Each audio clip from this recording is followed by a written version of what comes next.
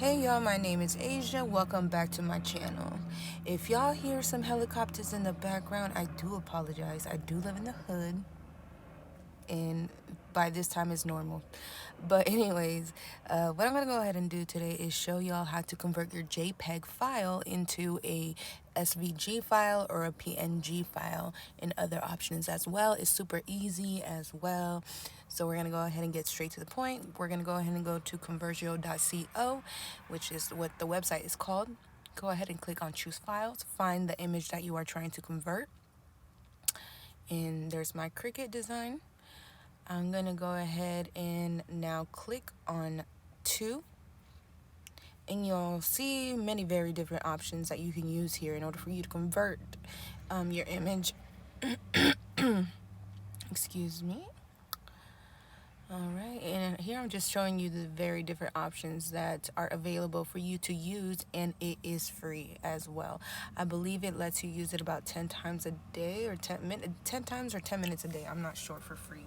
We're going to go ahead and convert the files here. Converting. This is one way. Now you can go ahead and download. I will also show you another website that you can use if you are only trying to convert your image into a PNG file.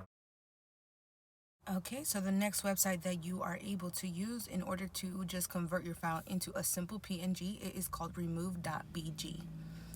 It is super simple, super great to use, very convenient, and it does not take a long time. So you will want to go ahead and use your JPEG file once again. And right here, it'll show you a little bit of a preview, and ba-bam! You now have a PNG file. You're going to go ahead and download that image and save it to your computer. Okay, so now we're just going to go ahead and test it out in our Cricut design space. You're going to want to go ahead and go up to upload image, go to browse, and look for the files that you just recently saved.